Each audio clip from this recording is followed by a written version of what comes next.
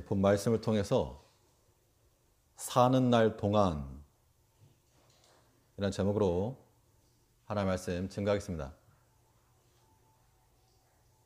이 중대사가 있게 되면 어떤 가정에 결혼식이 있다거나 아니면 국가적으로 어떤 큰 행사를 치르게 되게 되면 그 일을 앞두고 준비하는 기간을 가지게 됩니다.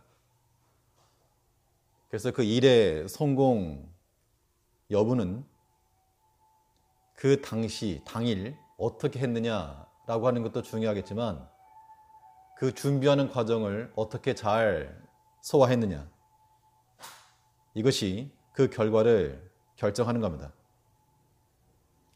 만일 시간이 많이 남았다 그래가지고 게으름 부리고 나중으로 미루게 되면 하긴 하는데 이게 좀 일이 엉망이 되거나 뒤죽박죽 될 수가 있는 겁니다. 그러니까 결과보다 더 중요한 것이 그 준비 과정인 거죠. 오늘 본문은 여호수아 마지막 내용인데 44번째 시간이고요. 참 이 주제상으로 봐도 참 적절한 내용인 것 같습니다. 여호수아와 그 동시대에 살았던 장로들이 하나님 앞에서 섬겼을 동안에는 그 시대 사람들이 하나님을 섬겼다 그랬습니다. 31절에 보면 이스라엘이 여호수아의 사는 날 동안과 여호수아 뒤에 생존한 장로들 곧 여호와께서 이스라엘을 위하여 행하신 모든 일을 아는 자의 사는 날 동안 여호와를 섬겼더라. 우리 성도들에게도 우리에게 기간이 주어져 있는데 우리가 살아가는 동안 하나님을 섬기며, 이건 단지 우리 육신적인 그런 삶만이 아니고 우리는 영원한 하나님 나라를 준비하는 과정으로서의 우리 인생이라고 하는 겁니다. 사람 연수가 70이요, 강건한 80이요, 오늘날은 100세 시대라고 말해도 그 모든 시간들이 준비하는 과정. 당연히 하나님 나라로 향한 그 과정을 우리가 끝까지 잘 준비하면 잘 산 거고, 그렇지 않고 시간 많이 있다, 게으름 부리면 이거 뒤죽박죽 되는 겁니다. 그러면 우리의 살아가는 날 동안, 우리 남은 인생 동안 우리는 어떻게 살 것이며 무엇을 준비할 것이며 어떤 삶의 자세를 가지고 살아가야 되겠는가, 오늘 본 말씀을 통해서 살펴보도록 하겠습니다. 첫째는 우리 사는 날 동안 하나님과의 바른 관계 속에서 우리가 살아가야 되겠습니다. 우리가 매일의 삶 동안에 먹고 마시고 사람도 만나고 일도 하고 많은 걸 하지만 가장 중요한 원칙이라고 하는 것은 하나님과의 바른 관계를 이어가는 것, 이것이 우리의 목적이 되고 또 그것이 우리 삶의 과정이 되어야 됩니다. 하나님과의 바른 관계라고 하는 것을 어떻게 만들 것이냐, 바른 관계가 무엇이냐라고 하는 것인데, 이것은 무슨 코에 걸면 코골이 그러는 게 아니고 하나님과의 바른 관계를 만들어 가려면, 재정립하려면 하나님께서 우리에게 행하신 그 창조의 목적을 실현해 가는 겁니다. 하나님께서 우리를 왜 만드셨는가, 우리를 지으신 그 창조의 목적을 우리가 온전히 실현해 내는 것이야말로 하나 앞에서 바로 사는 겁니다. 바른 관계를 유지하는 겁니다. 그거 하라고 만들어 놓은 거니까. 그럼 결과적으로 하나님께서 사람을 만드신 목적은 우리가 잘 아시는 대로 하나님께 영광을 돌리는 것과 또 그를 영원토록 즐거워하며 찬송하게 하기 위함이라 그랬다는 겁니다. 그러니까 우리가 하나님과의 바른 관계, 그 하나님의 창조의 목적을 실현을 하고 하나님과의 그 바른 관계 속에서 살아가려면 당연히 우리가 하나님께 영광을 돌리는 것과 하나님을 찬송하는 그 입술을 가지고 사는 것이 지극히 마땅하다는 겁니다. 이것이 없으면 바로 사는 게 아닌 겁니다. 우리가 세상적으로 많이 바쁘고 분주하고 번성하고 전성기를 구가하더라도 하나님께 영광되는 일도 하지 않고 하나님을 찬송하는 것도 없으면 그거는 성공한 게 아닌 겁니다. 그러면 이제 당연히 하나님께 영광을 돌리고 찬송해야 되겠는데 하나님께 영광을 어떻게 돌릴 것인가? 하나님께 영광 돌리는 방법은 우리 이렇게 생각할 수가 있죠. 많은 사람들이 큰 성공을 한 다음에 이 모든 영광을 하나님께 돌립니다. 물론 그런 것도 하나님께 영광이 되는 게 영광이 되겠죠, 당연히. 그러나 그런 것은 마치 무엇 같은 거 하면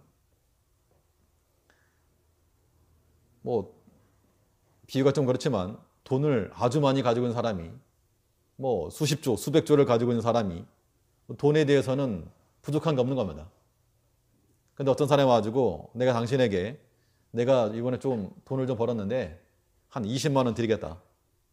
그러면 그 20만 원이라는 그 액수가 그 수백조를 가지고 있는 사람에게는 아무것도 아닌 겁니다. 왜냐하면 나는 더 많이 갖고 있기 때문에 도리어 그런 것이 없어도 되는 것. 차라리 내가 주는 걸 받아라. 그게 그 사람의 영광이 되는 거죠. 우리가 하나님께 영광을 돌리는 것도 마찬가지로 내가 뭔가를 해서 하나님께 갖다 붙이는 것, 이것이 영광이 아니고 우리는 반대로 내 생각을 지우고 내 고집 꺾고 육신의 생각 버려서 오직 하나님만 드러나게 하는 것이 하나님께 영광 돌리는 길이 된다는 겁니다. 하나님께 영광 돌리는 게 어떻게 보면 간단한 거죠. 나는 내가 배운 거 없고 가진 거 없고 내 세상으로 성공한 거 없기 때문에 하나님께 영광 돌립니다. 이런 인터뷰할 기회도 없는데 근데 하나님께서 우리에게 영광 돌릴 수 있는 기회를 주셔가지고 우리 자신의 것 다 내려놓고 온전히 하나님 말씀에 순종해 나가는 거, 이것이 하나님께 영광 돌릴 수 있는 좋은 방법이라고 하는 겁니다. 그러니까 하나님께 영광 돌릴 수 없는 사람이 없는 거죠. 누구라도 그 믿음이 있고 의지만 있으면 그 누구라도 하나님께 영광을 돌릴 수가 있다는 겁니다. 무엇을 통해서요? 그 말씀의 순종함을 통해서. 하나님께는 돈이 필요한 것도 아니고 뭐가 필요하시겠습니까? 하나님께 다 필요 없고 그냥 내 말 들어라. 내가 준 거 그냥 감사해 받아라. 이것이 하나님을 더욱 영광스럽게 하는 겁니다. 이 내용은 예수님께서 친히 우리에게 보여주신 그런 샘플인데 요한복음 17장 4절에 보니까 여기는 하나님께 어떻게 영광 돌리는지 방편이 나오고 있습니다. 예수님께 생각하시는 방법인데요. 한번 찾아보시죠. 요한복음 17장 4절에 예수님께서도 이 땅에 계시면서 하나님의 영광을 위해서 사신 게 분명하죠. 예수님께서는 도대체 어떻게 해서 영광을 돌리셨는가? 어떻게 해서 하나님을 영화롭게 해드렸는가를 보자는 겁니다. 요한복음 17장 4절 신약성경 177쪽입니다. 같이 읽으시겠습니다. 17장 4절 시작. 아버지께서 내게 하라고 주신 일을 내가 이루어 아버지를 이 세상에서 영화롭게 하였사오니. 예. 내게 하라고 주신 일을 내가 이루어서, 다시 말하면 하나님께서 아버지께서 우리에게 명하신 것을 예수님께서 그대로 순종해 드렸다는 겁니다. 그랬더니 그 일을 통해서 이 세상 가운데서 아버지를 영화롭게 하였다라고 말하고 있습니다. 물론 예수님께서는 십자가 지시는 것이 명령으로 주어졌기 때문에 그것을 순종하신 것이고 그것이 하나님께 영광이 된 거죠.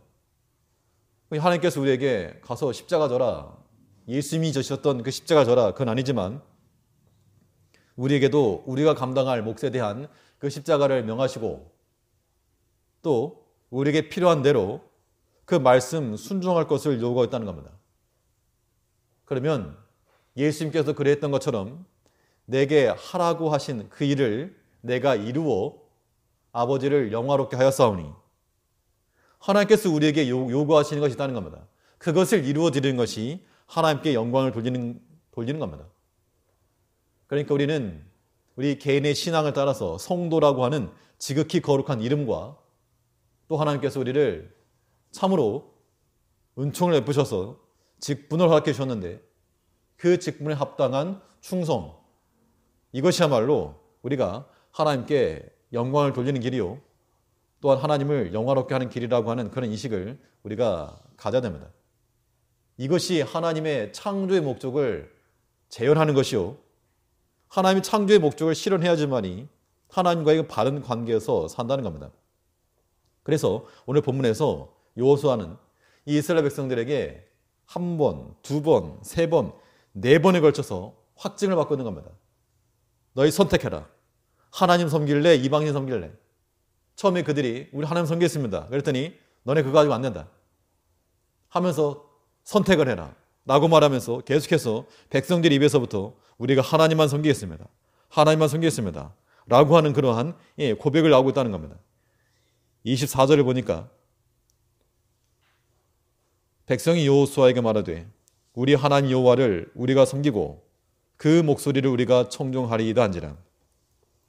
그 앞에서도 하나님 섬기겠습니다 라고 말했지만 그거 가지고 안 된다 라고 말하면서 하나님은 질투하신 하나님이시오, 거룩하신 하나님이시다. 너희를 참으로 사랑해서 질투하기까지 사랑하신다.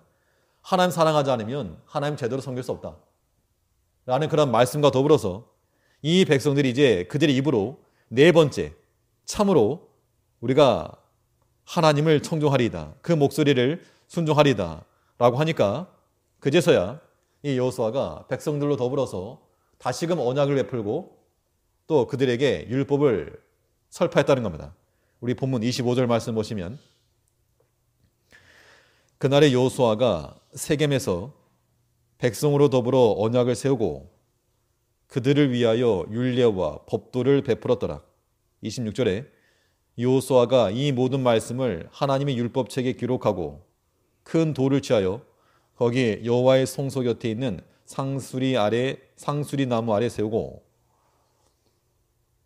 하나님과의 바른 관계라고 하는 것, 하나님께 영광 돌리는 거 다른 데 있지 않다. 너희가 들은 이 율법의 말씀을 온전히 순종하고 청종해라. 이것이 하나님께 영광 돌리는 길이라는 겁니다. 그럼 동일한 방식으로 우리가 하나님께 영광을 돌리는 것도 여기 있는 겁니다.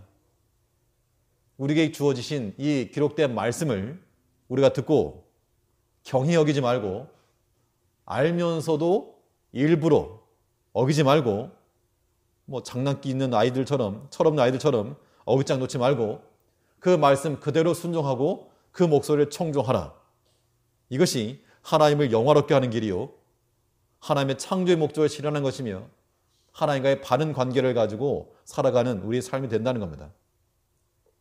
그러니까 당연히 이 백성들 입에서부터 율법 준수에 대한 다짐이 나온 것 같이 우리도 하나님 앞에서 주의 말씀을 온전히 청종하겠습니다, 그 목소리를 듣겠습니다 라고 하는 그러한 신앙 고백을 가지고 하나님을 영화롭게 하며 하나님께 영광 돌리는 우리 모두가 다 되어야 되겠습니다. 이 하나님의 창조의 목적은 영광만이 아니고 또한 찬송이라, 찬송. 하나님을 찬송하려 합니다. 찬송이라고 하는 것은 노래를 부르는 것이지만 여기서 말하는 바는 사람이 언제 노래 부릅니까? 좋은 일 있어야 노래 부른다, 그것만을 의미하지 않고 참된 찬송은 승리하고 나서 부르는, 승리하고 나서, 이기고 나서, 이기고 나면 너나 하나 팔 거 없이 누구라도 다 노래하게 되겠다는 겁니다. 이 어린 양의 노래, 모세의 노래 같은 하나님을 높이는 이 노래가 우리 입에서부터 나올 때 하나님의 창조의 목적이 실현되는 것이요, 또 하나님께 영광을 돌리는 길이다. 또 그것이 하나님과의 바른 관계 속에서 살아가는 겁니다. 근데 우리 신앙 인격이라고 하는 것이 참 이게 하나님을 찬송하며 살아가야 되겠는데, 이 시편 기자는 시편에서 내가 하루에 7번 주를 찬송하겠습니다, 횟수로 7번만을 의미하지 않고 완전수를 써서 항상 하나님을 찬송하면서 하겠습니다 그랬는데, 우리는 정말 왜 이렇게도 찬송이 나오지 못하고 인간적인 것들이 많이 나오는지 참 모르겠습니다. 우리 속에는 그런 경건한 것이 없어서 예수 그리스도를 주를 받아들여서 우리 안에 예수께서 우리의 마음 중심에 온전히 서야지만이 그제서야 우리가 믿음으로 살 수 있고 하나님을 찬송하며 사는 겁니다. 내 멋대로 살면서 내 좋을 때 노래하고 뭐 때 되면 하고 이거 말고 우리 자신을 온전히 굴복하여서 하나님을 주인으로 모실 때 그 하나님께서 친히 우리를 끌어가시면서 우리로 하여금 승리케 하시고 하나님께서 이기게 하시는 것을 목독케 하며 하나님을 노래하게 한다는 겁니다. 이것이 우리의 사는 날 동안 이루어져야 됩니다. 우리 사는 날 동안 하나님과의 바른 관계 속에서 살아갈 수 있도록 하나님 영화롭게 하며 또 주와 함께 더불어 주를 찬송하며 살아가는 우리가 되어야 마땅합니다. 또 이 바른 관계라고 하는 것은 그 창조의 목적을 실현해 나가야 되겠는데 이 일들을 잘 감당해 나가려면 한 가지 우리가 기억할 만한 것이 하나님께서는 우리의 모든 행실을 다 살피신다는 겁니다. 이것은 우리의 행실을 감시하는 누군가 있다 그러면 그것을 인식하지 않을 수가 없습니다. 누가 날 지켜보고 있다.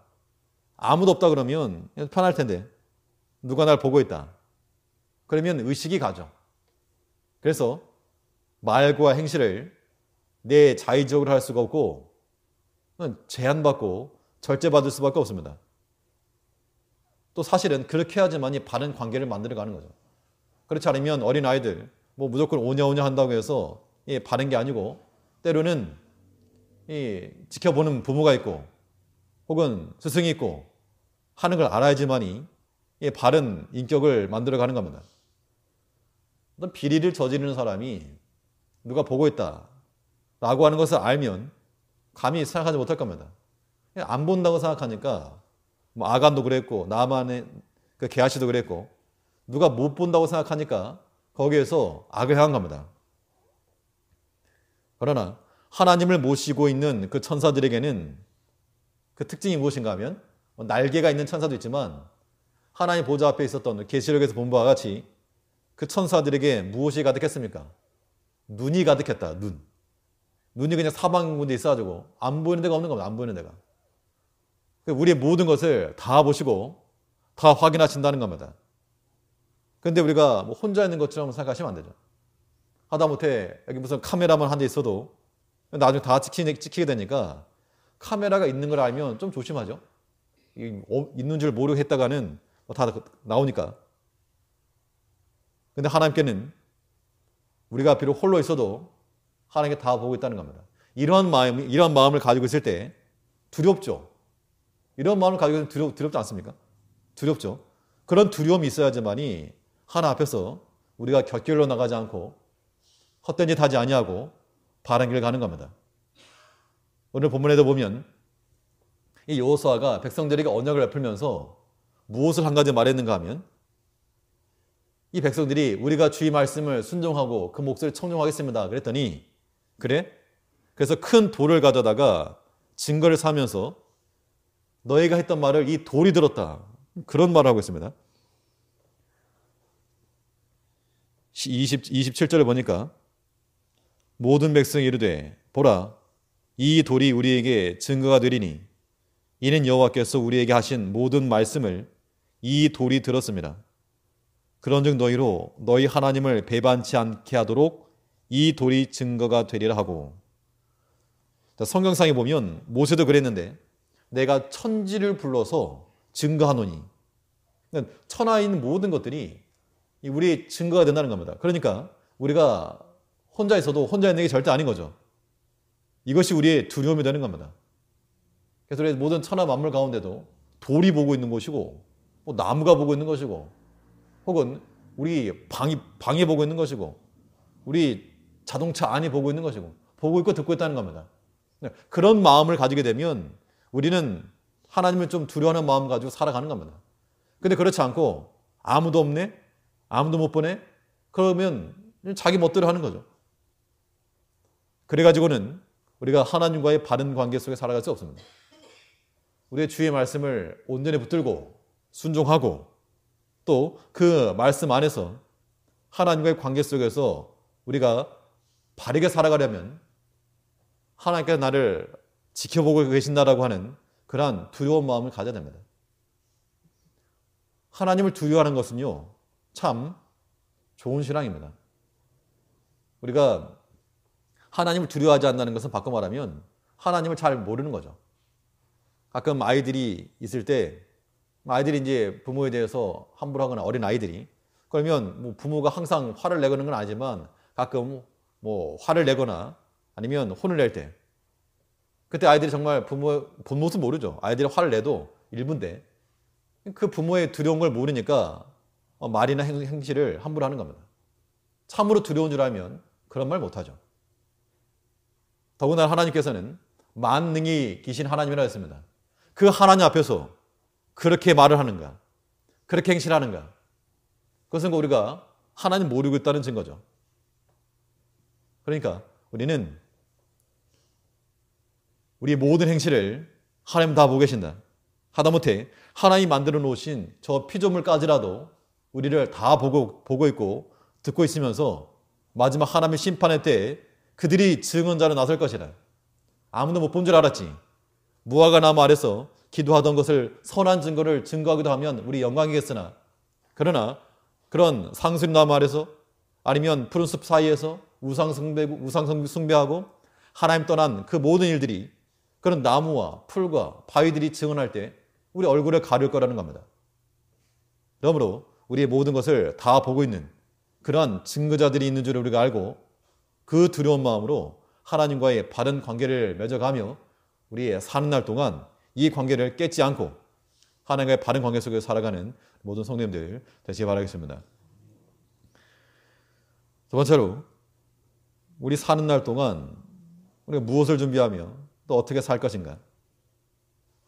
둘째는 하나님께서 행하신 일들을 기억하며 살아가야 되겠습니다. 우리 살아온 날이 있고 또 살아갈 날이 있는데 우리 살아갈 날은 우리 지난날 하나님께서 이루시고 역사하셨던 그 일들을 기억하며 반추하며 살아가는 삶이 되어야 될 것을 말하고 있습니다. 하나님과 관계없는 일들이 과연 우리에게 일어날까? 하나님 허락하지 않은 일들이 과연 우리에게 일어날까? 그럴 리가 없는 겁니다. 비록 나에게 좋지 않은 일이 일어나서도 하나님께서 허락하지 않은 하나님의 능력을 벗어난 일이 없으므로 모든 것이 다 나와 관련된 모든 일들은 하나님의 간섭과 섭리가 있었다라고 우리가 인정하지 않을 수가 없는 겁니다. 그것을 인정하는 것이 또 우리가 하나님 앞에서 바르게 사는 겁니다. 31절 다시 보시면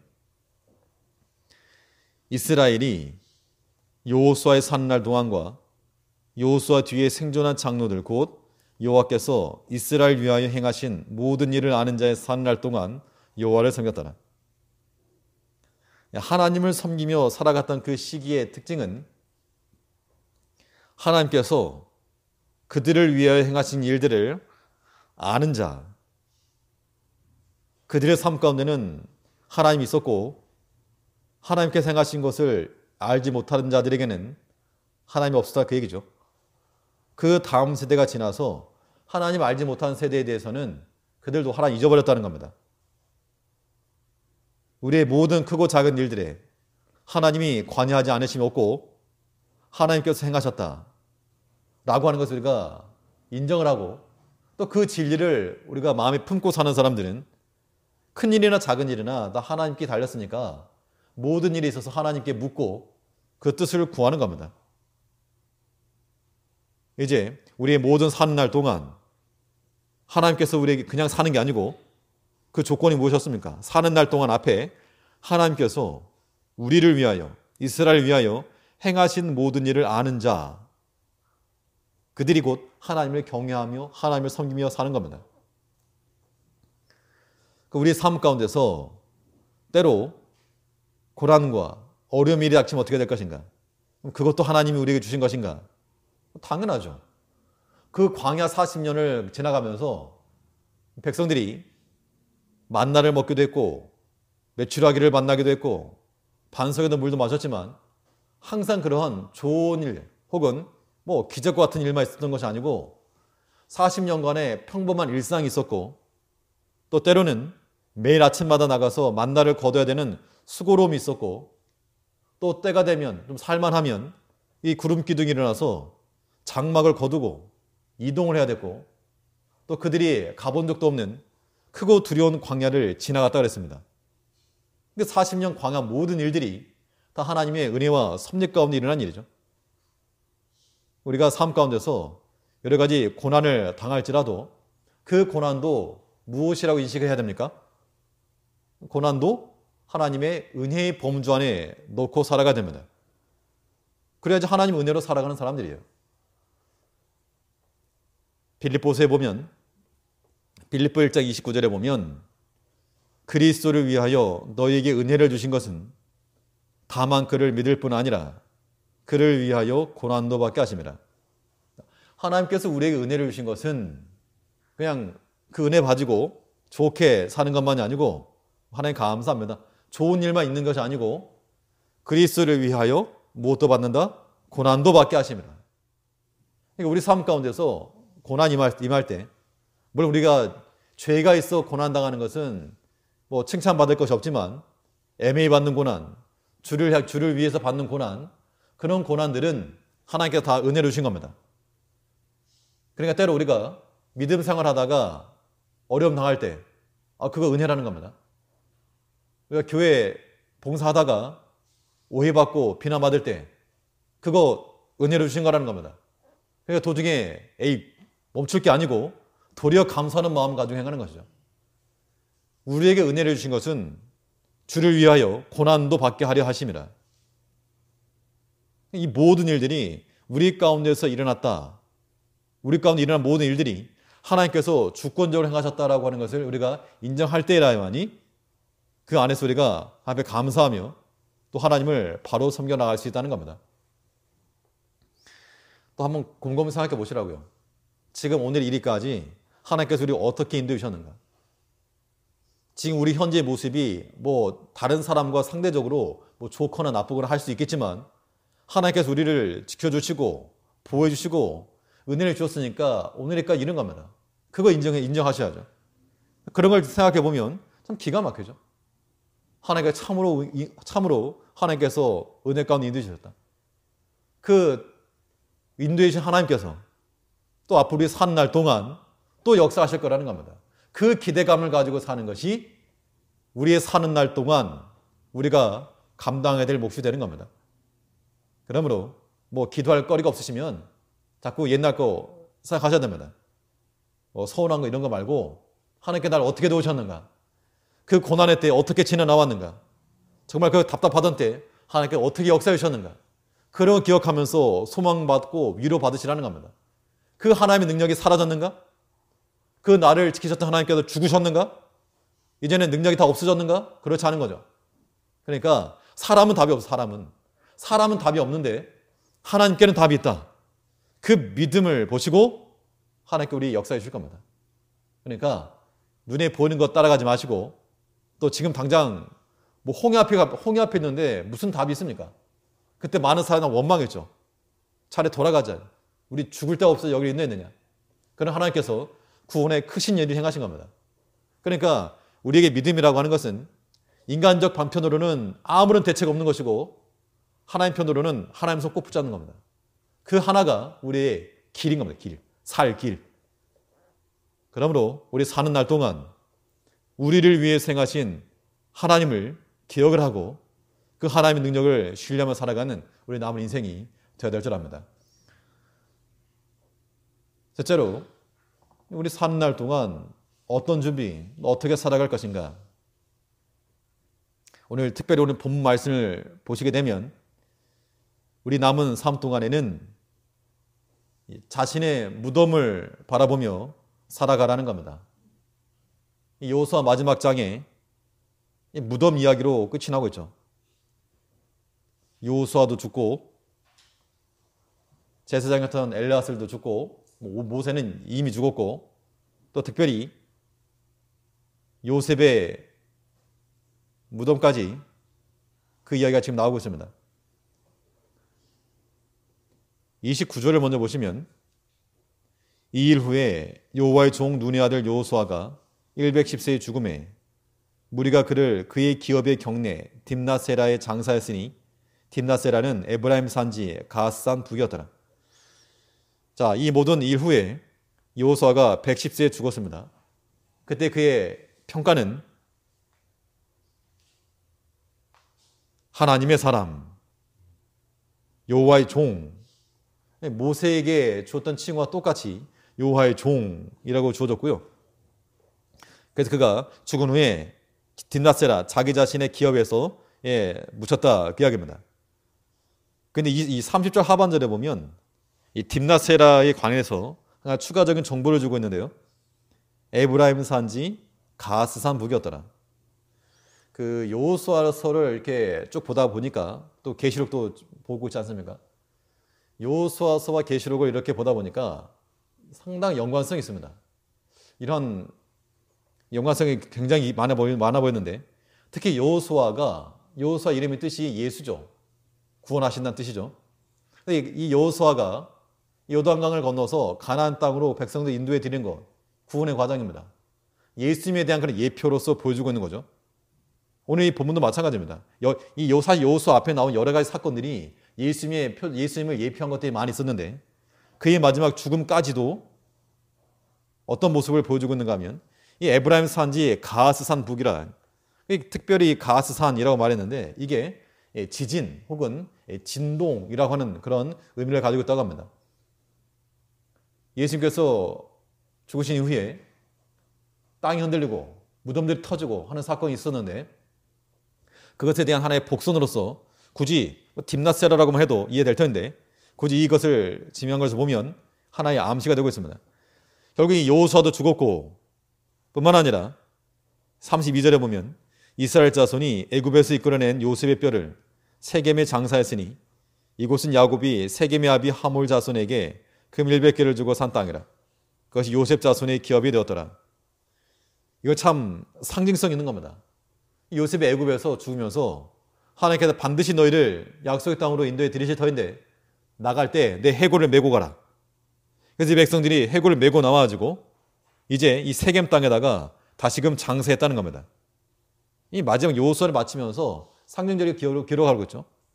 그리고 마지막 3절에서는 아론의 아들 엘르아살도 죽음에 우리가 그 아들 비나스가 에브라임 산지에서 받은 산에 장사하더라. 여호수아도 죽고 또 제사장 엘르아살도 죽고, 이건 이제 여호수아 시대까지는 하나님께 인도하셨지만 이제 그 다음 시대가 영적 흑암에 빠질 시대가 되었다라고 하는 것을 또 예표해 주면서 사사기로 넘어가고 있죠. 그러면 여기서 우리가 살필 것은 무엇인가? 사는 날 동안 모세도 여호수아도 요셉도 엘르아살도 다 그의 인생의 길을 걸었고 무덤으로 묻혔다. 이제 남은 것은 우리 자신의 일이다 그 얘기죠. 예배 끝나고 문상 가겠지만 어떤 분이 그런 말씀했습니다. 영정 사진이 마치 우리 자신을 보고 다음은 너 이렇게 말한다고. 웃으면 다음은 너. 우리가 그 아니라고 부정할 사람이 아무도 없는 겁니다. 남의 일이 아닌 자신의 일로 할 때, 그러니까 사람이 마지막을 상태를 묵상하게 되면 우리가 정말 그렇게 애타게 추구하는 게 무슨 의미가 있겠습니까? 정말 그거 안달복달 하는 거, 진짜 하나 앞에 간다 그러면, 근데 무덤 속에 들어간다 그러면 그것이 무슨 그런 의미가 있겠는가? 큰 의미가 있겠는가? 그러니까 이 육신의 마지막 상태를 묵상하는 것이 우리 경건에 큰 도움 되는 겁니다. 신앙 유익함이 있죠. 이 약속의 땅 가나안은 무덤으로 끝나고 있다는 것이 참 아이러니지만 이것이 우리에게 암시하는 바는 우리도 마찬가지로 우리의 영원한 하나님 나라에 들어가기 위해서는 이 무덤이라고 하는 이곳을 거쳐가야 되겠는데 단지 죽는 거 말고 이 무덤을 지나갈 때 우리가 같이 가야 될 일이 같이 가야 될 거, 같이 가야 될 동료가 있는데 누구인가? 사람은 같이 못 가죠. 사람은 같이 못 가지만 무엇이 같이 갈 수 있는가 하면 믿음으로 행한 일들이 같이 간다 그랬습니다. 그래서 요한계시록 14장에 보면 지금 이후로 주 안에 죽은 자들은 복이 있다. 그랬더니 성령께서 그러하다 동일하시면서 이는 저희의 행한 일에 따릅니다. 우리 육신의 무덤 가운데 우리만 들어가는 게 아니고 옛날에는 순장이라고 하는 그러한 제도가 있었지만 그런 이상한 건 집어넣는 게 아니고 저희의 행한 일에 따릅니다. 그러니까 우리가 우리 무덤 속에 들어갈 믿음의 친구들 많이 사귀어놔야 되겠죠. 이 가나안 정복 전쟁이라고 하는 것이 하나님께서 주신 땅을 차지해 들어가는 그러한 것이었다면 이제 우리에게는 영적 가나안 땅이 되어서 그 천국 기업을 얻기 위해서 힘써 싸우라는 겁니다. 이것이 우리가 준비할 믿음의 일이요, 우리 무덤까지 같이 들어갈 우리의 귀중한 자산인 겁니다. 우리 사는 날 동안 무엇을 바라보시며 살겠습니까? 1년 뒤, 2년 뒤, 5년 뒤 이거 저축한 거 만기 돌아오는 거 이거 타먹어야지. 그것이 우리 인생의 목표가 될 수가 없죠. 우리 자식 잘 되는 거 보고 죽어야지. 이런 게 우리 인생의 목표가 될 수 없다는 겁니다. 요사도 자기 인생 살다 갖고 자녀가 없었겠습니까? 요셉도 갖고 애를 다 자기 길 간 건데 이제 우리가 우리 인생의 길을 살겠지만 또 우리 개인적으로 하나님께서도 우리에게도 내가 들어갈 그 자리가 있다. 거기에 다른 사람 대신 못 들어가고 나만 들어가는데 뭐 자녀들이라고 같이 들어갈 수 있는가? 못 갑니다.